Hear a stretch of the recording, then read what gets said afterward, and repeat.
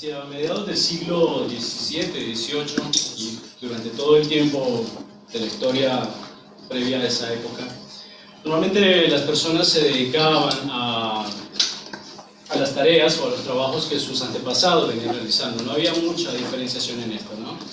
El que era hijo de campesinos iba a ser campesino, iba a labrar la tierra. El que era artesano, sus hijos iban a trabajar siendo artesanos también, aprendiendo el oficio de su familia. Y muy pocas veces eso cambiaba. Con la llegada de la Ilustración, del movimiento de la Ilustración a finales del siglo XVIII, comenzó a haber una diversificación de tareas y de labores. Y el mundo comenzó a cambiar a pasos agigantados. Comenzaron a haber cada vez más ofertas de trabajos, de posibilidades de la persona dedicarse a otras actividades diferentes a las de sus antepasados y la posibilidad de hacer empresa por su propia cuenta.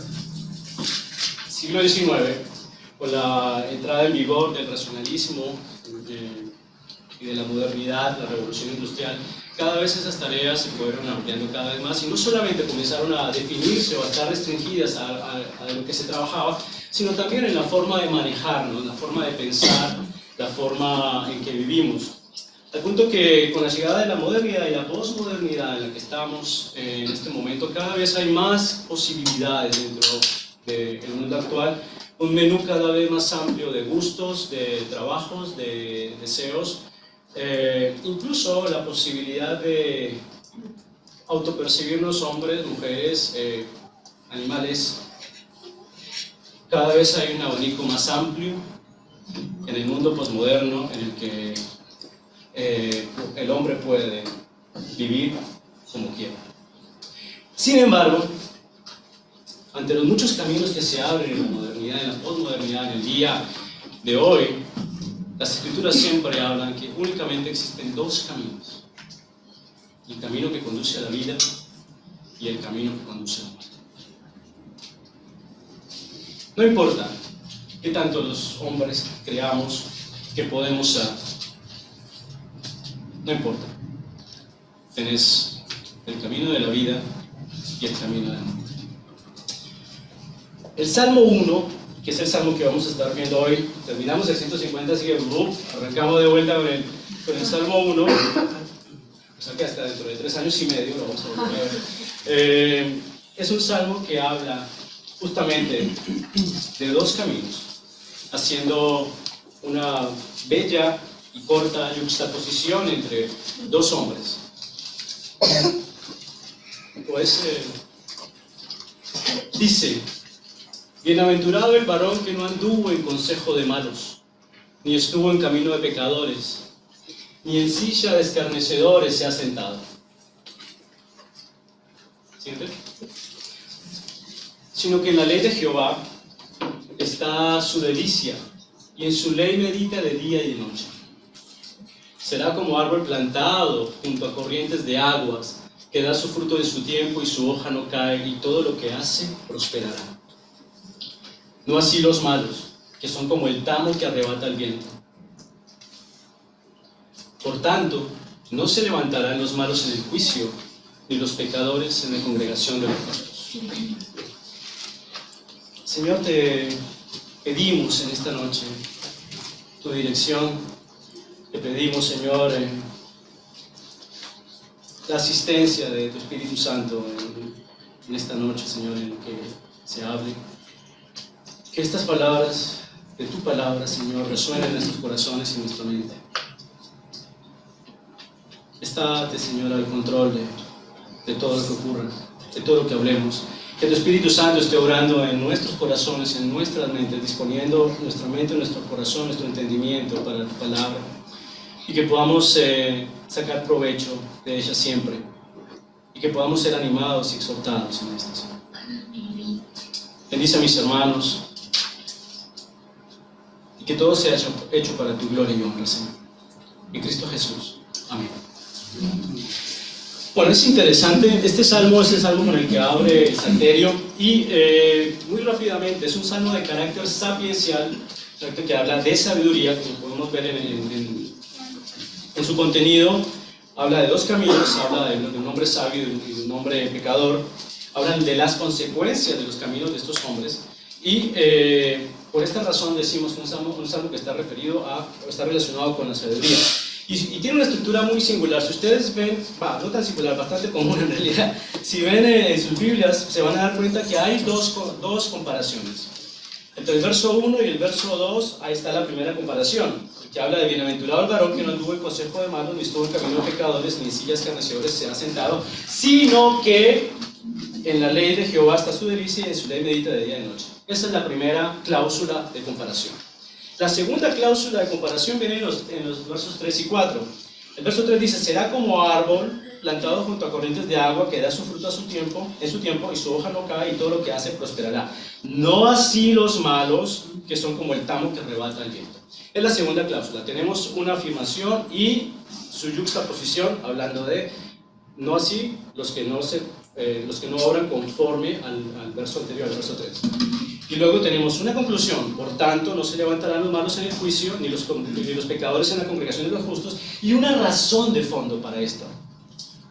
Verso 6: porque Jehová conoce el camino de los justos, mas la senda de los malos perecerá. Entonces tenemos un salmo, una estructura, dos comparaciones, versos 1, 2, 3, 4, una conclusión, verso 5, y una razón de fondo, verso 6. ¿Se entiende? Analizado esto, vamos a entrar en materia. No sé si voy a llegar con el tiempo, pero voy a procurar ser lo más rápido posible, y prometo no tenerlos una hora como lo estuve la última vez que estaban las damas. Era una reunión de damas de jueves en realidad, que yo estaba presidiendo,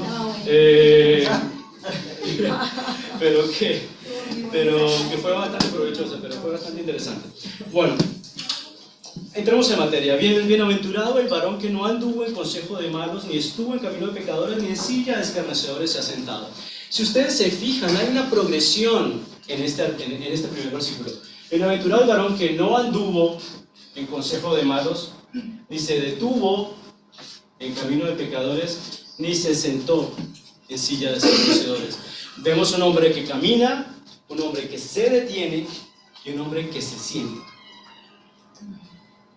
Y esto nos llama poderosamente la atención, porque porque el pecado no es más una progresión de pequeñas decisiones diarias. Tanto las buenas cosas como las malas cosas, tanto los pecados como las virtudes, son pequeñas decisiones diarias en un camino que nos lleva a un final.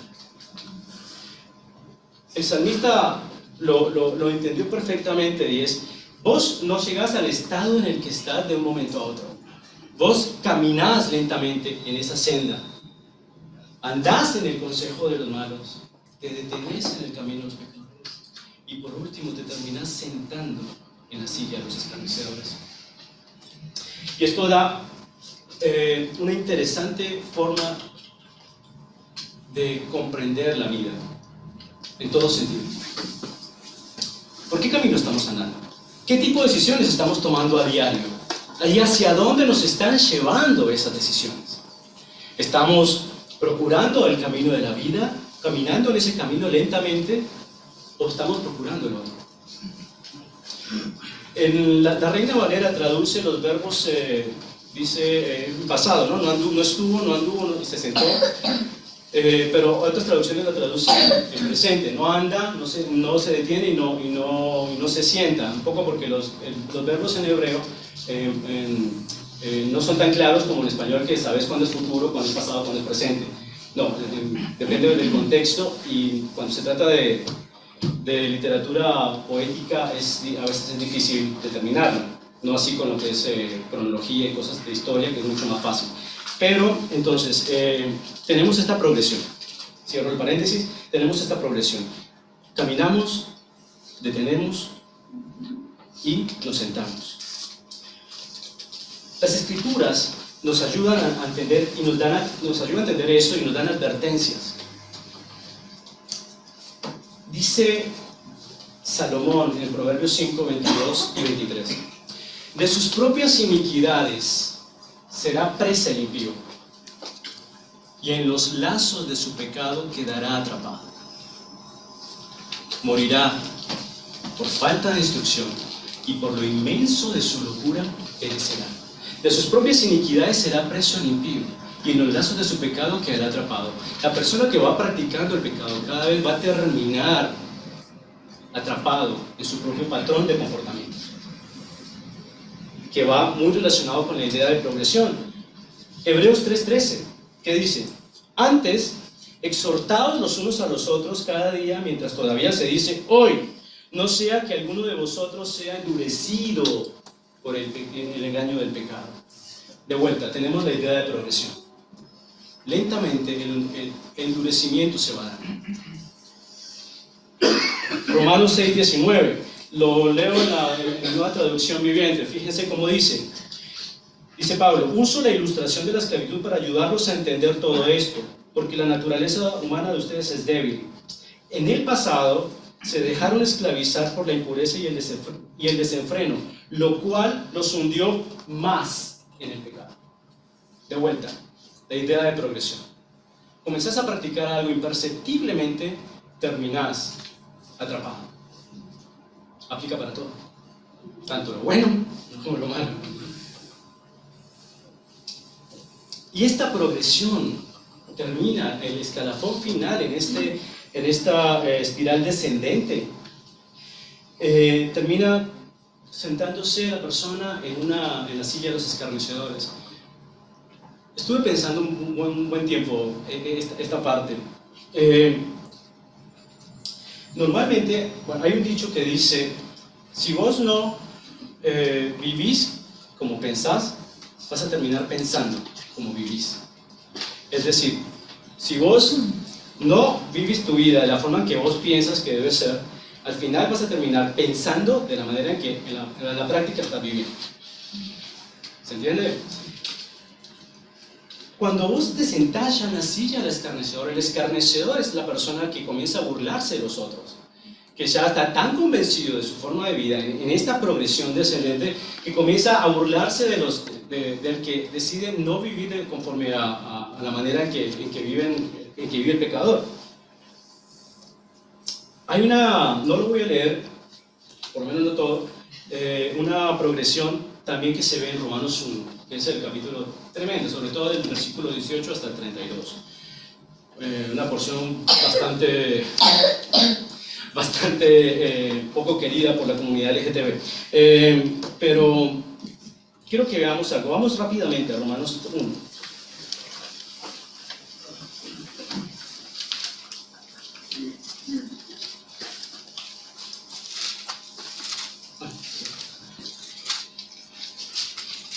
Pablo viene hablando sobre su caso contra el hombre, por qué el hombre es culpable, y viene hablando de que el hombre cambió la gloria de Dios incorruptible por la semejanza del hombre corruptible de aves, y viene hablando de esto, ¿no? Fíjense lo que dicen los versos 24, 26, 28. 24 dice: por lo cual también Dios los entregó a inmundicia en las concupiscencias de sus corazones, de modo que desarrollaron entre sí sus propios cuerpos. Explica qué sigue pasando ahí. Vamos al verso 26, dice: por esto Dios los entregó a pasiones vergonzosas, pues aún sus mujeres cambiaron el uso natural porque es contra la naturaleza. Verso 28, y como ellos no aprobaron tener en cuenta a Dios, Dios los entregó a una mente reprobada para hacer cosas que no convienen. Entregó. La forma como si Dios hiciese: ¿es lo que crees? Ok. Cada vez más descendiendo en la espiral descendente de pecado. Y fíjense cómo se ve el escarnecedor. ¿Cómo se ve el que se sienta en la silla del escarnecedor? Verso 32. Desde el 30.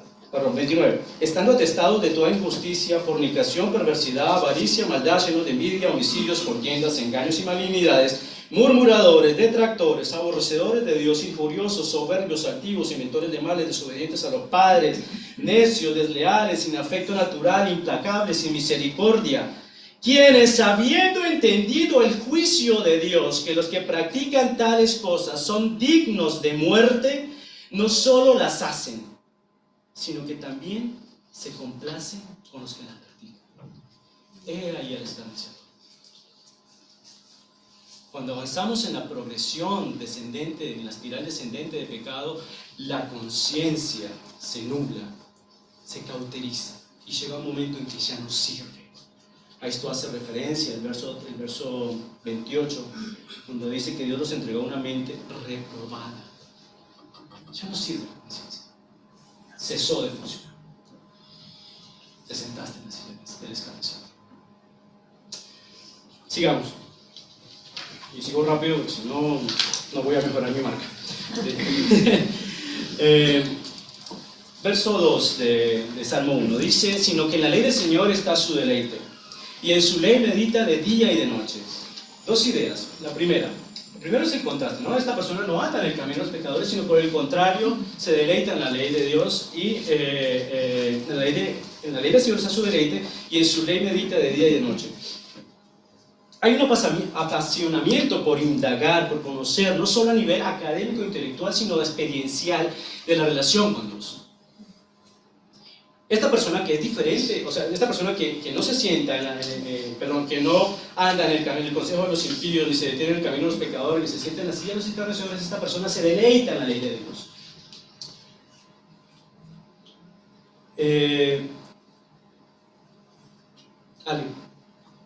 Andra, léete Jeremías 9, 23 al 24. Salmo 25, 14, ¿puede ser? Jeremías 9, 23 al 24, Salmo 25, 14. Sí. Dice: así dijo Jehová, no se alabe el sabio en su sabiduría, ni en su valentía se alabe el valiente, ni el rico se alabe en sus riquezas. Mas alábese en esto el que se hubiere de alabar, en entenderme y conocerme, que yo soy Jehová, que hago misericordia, juicio y justicia en la tierra, porque estas cosas quiero, dice Jehová. Gloríese de esto, de que me entiende y me conoce. Eric. La comunión íntima de Jehová es con los que le temen, y a ellos hará conocer su paz. La traducción que tengo yo de la Biblia de las Américas dice: los secretos del Señor son para los que le temen, y Él les dará a conocer su paz. Comunión. El que se deleita es la persona que quiere conocer al Señor, que pasa tiempo con el Señor, como en oración, en leyendo la palabra, estudiándola, meditándola diariamente. Y esto nos trae dos cosas que quiero mencionar. Uno, la palabra deleite. Ya lo vimos en alguna ocasión. El deleite dice, sino que en la ley de Jehová está su delicia. En la ley de Jehová está su delicia. Habíamos hablado hace un tiempo atrás que la idea de gozo, de deleite, está relacionada con el mandamiento, con obedecer el mandamiento. Pero nos parecía extraño que la idea de gozo esté relacionada con el mandamiento, porque el mandamiento lo percibimos como algo de carácter restrictivo, y por lo tanto no nos gusta mucho, y es lo que normalmente pensamos acerca del mandamiento, ¿no? Tengo que. Sin embargo, cuando Jesús habló con sus discípulos en Juan 15, les dice que la manera en que los discípulos podían tener el mismo gozo que tenía Jesús con su Padre, con nuestro Padre, es justamente por medio de hacer su voluntad, amar su ley. Entonces eso nos invita a reconsiderar la forma en que pensamos el mandamiento.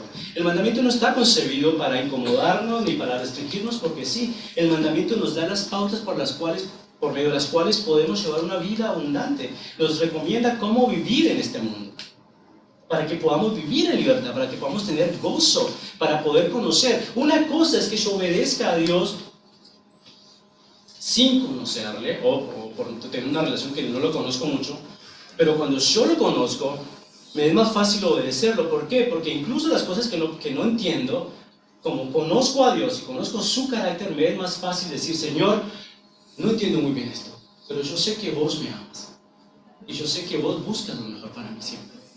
Así que obedezco. Y es el tipo de obediencia amorosa en la que tenemos que estar apuntando siempre, con cultivar esa relación. Ahora bien, también dice, bienaventurado el que medita de día y de noche, dice el versículo, ¿no? Versículo 2. Medita de día y noche. La idea ambiental de meditación que está tan de moda está más relacionada con vaciar la mente y hacerse uno con el entorno, ¿no? Yo vacío la mente y entro en comunión con el mundo, con el universo, con el entorno. La idea cristiana de meditación es todo lo contrario. Es llenarte. Que la palabra de Dios more en abundancia.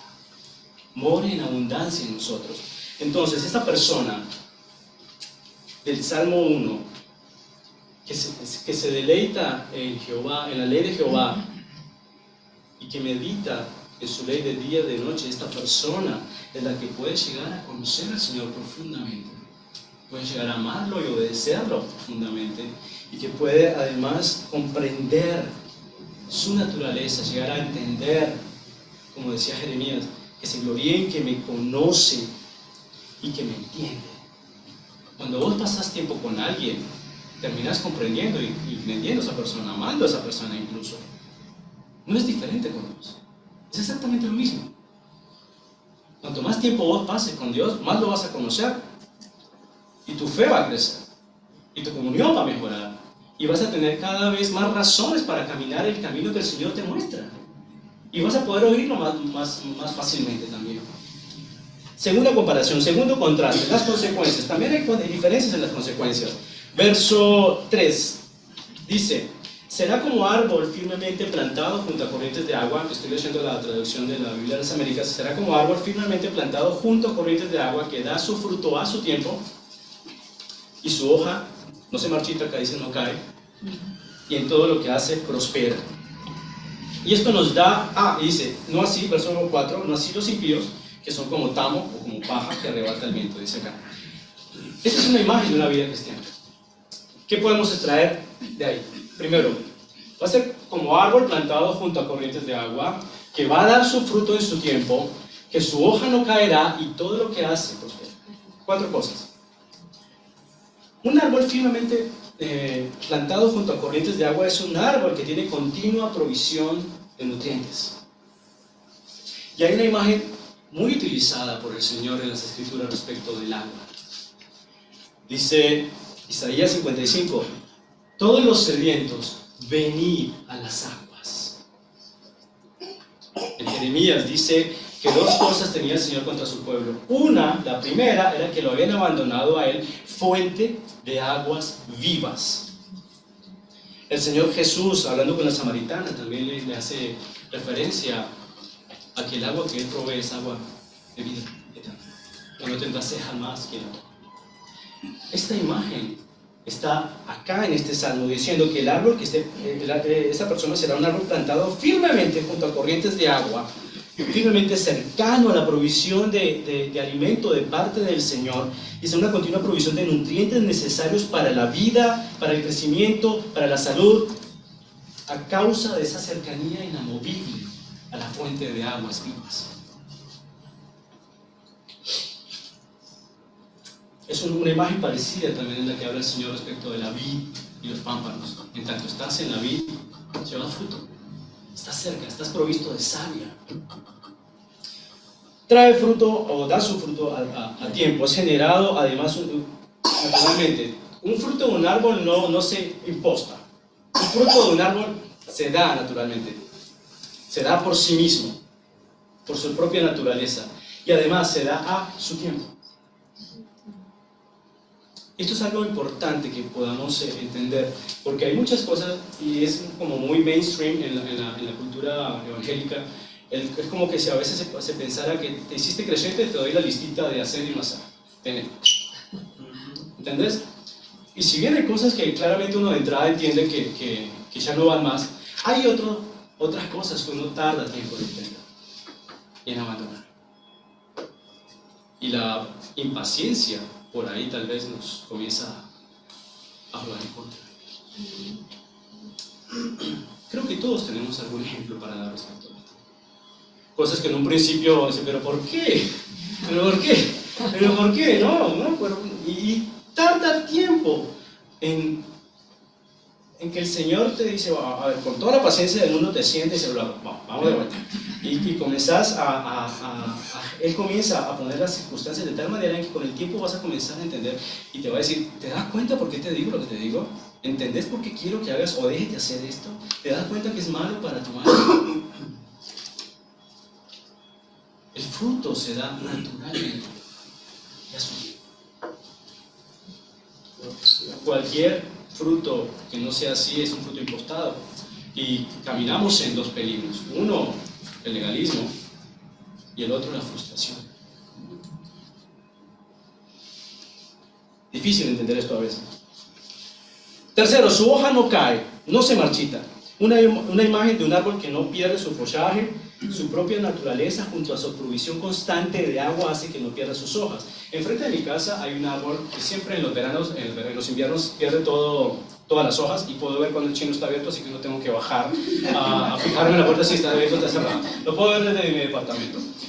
Y enfrente hay un árbol que nunca pierde sus hojas. Siempre está muy verdecito él, pero está enfrente. El cristiano que vive cerca de la fuente de agua viva, su hoja permanece verde todo el tiempo. Es decir, las circunstancias de la vida por las que pueda atravesar son circunstancias que no lo van a cambiar. Es una imagen de fidelidad, de constancia.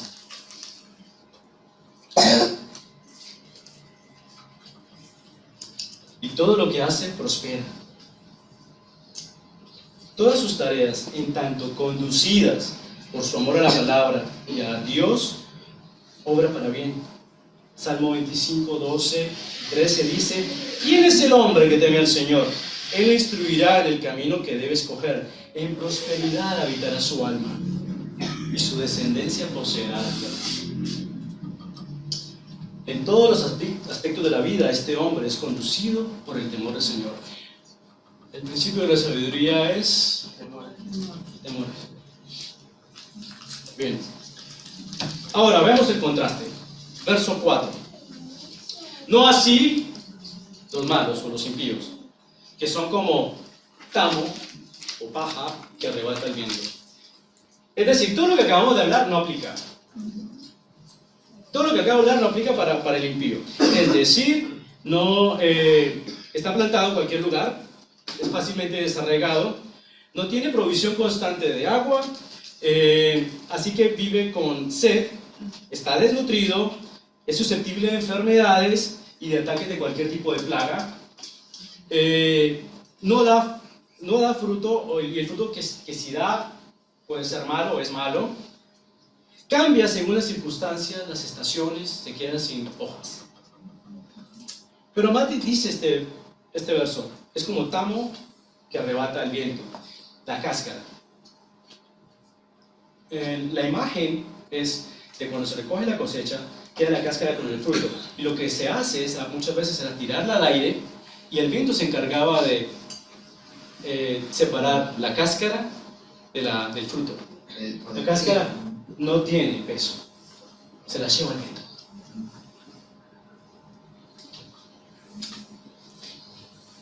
Sin contenido, liviana, sin peso, fácilmente llevada por las circunstancias, inestables. ¿Y esto qué quiere decir? Que es como tamo que arrebata el viento. Es una persona que tiende a manejarse de manera inestable a causa de fundamentarse en sus emociones. Cosa que cambie más en el ser humano son las emociones. Todo el tiempo. Todo el tiempo.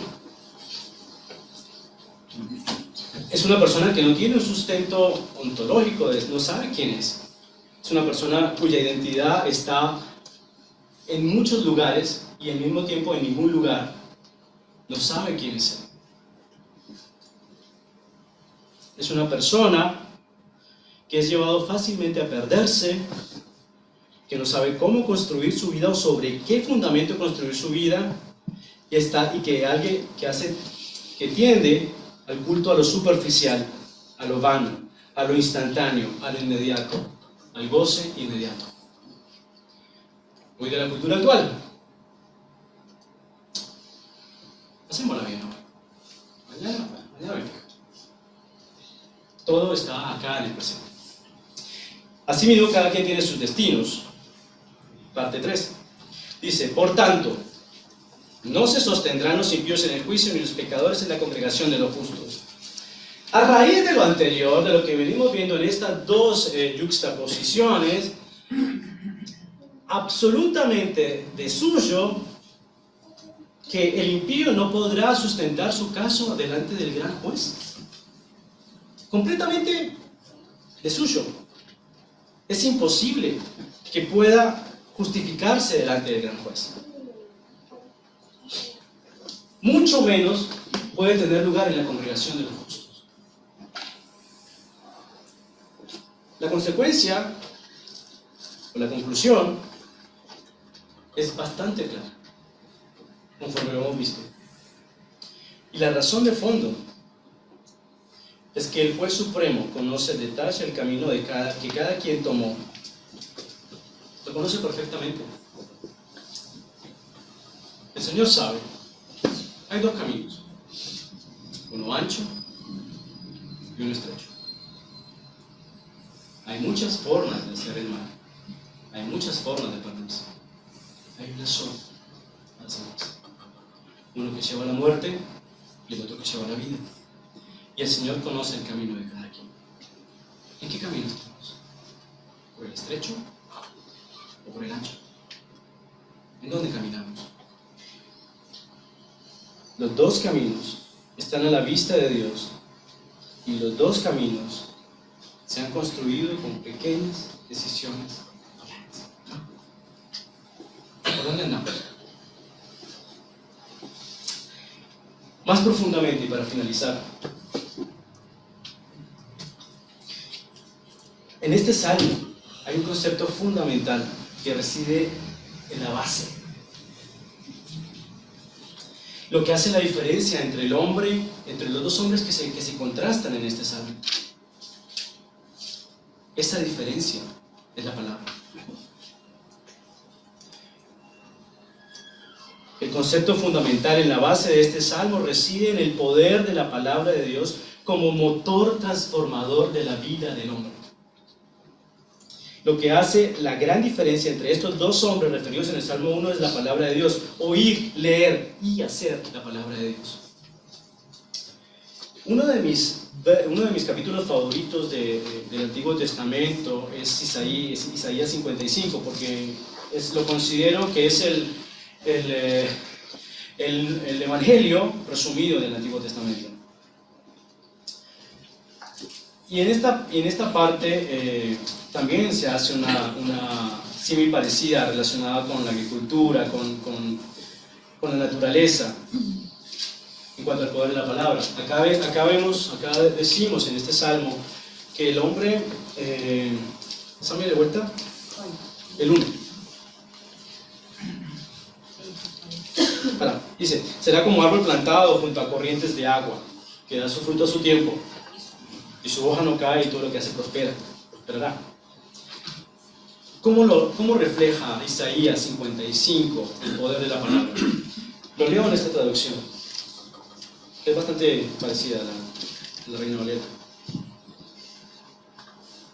Porque como descienden de los cielos la lluvia y la nieve, y no vuelven allá, sino que riegan la tierra. Verso 10 estoy leyendo, de Isaías 55. Haciéndola producir y germinar, dando semilla al sembrador y pan al que come, así será mi palabra que sale de mi boca. No volverá a mí vacía, sin haber realizado lo que deseo y logrado el propósito para el cual la envié. Verso 12. Porque con alegría saldréis y con paz seréis conducidos. Los montes y las colinas prorrumpirán en gritos de júbilo delante de vosotros, y todos los árboles del campo batirán palmas. En lugar de espino, crecerá el ciprés, y en lugar de la ortiga, crecerá el mirto. Y esto será para gloria del Señor, para señal eterna que nunca será borrada. En lugar del espino crecerá el ciprés, y en lugar de la ortiga crecerá el mirto. Y esto será para gloria del Señor, para señal eterna que nunca será borrada. Hermano, mi exhortación es a que estemos diligentemente siendo como ese cristiano que está reflejado en el Salmo 1, el cristiano que se deleita en la ley de Jehová, que medita en la ley de Dios. Porque eso es lo que va a hacer la diferencia en nuestra vida. No basta con venir acá. Creo que eso lo intuimos todos. No basta con venir acá. Es una cuestión diaria. Sacar un rato para estar leyendo la palabra, para hablar con el Señor, para crecer, para practicar lo que Él nos enseña. Y es lo que como creyentes debemos apuntar en este camino mientras estemos en esta vida. Que el Salmo 1 sea un estandarte para nosotros, un recuerdo de los dos caminos, y que por la gracia del Espíritu Santo podamos caminar en el camino de la vida. Señor, gracias por tu palabra, Señor, por tus bendiciones que hay en ella, por el poder de tu Espíritu Santo para obrar conforme a tu voluntad, Señor, en nuestras vidas. Que podamos ser personas, Señor, ser creyentes, ser hijos tuyos, plantados firmemente junto a ti, que eres la fuente de la vida, que eres fuente de aguas vivas, Señor. Que tú eres quien provee todas nuestras necesidades espirituales, emocionales, intelectuales, todo tipo, Señor. Y que podamos, Señor, llevar vidas en abundancia conforme a tu propósito. Que podamos vivir en ti, Señor. En Cristo Jesús te damos gracias.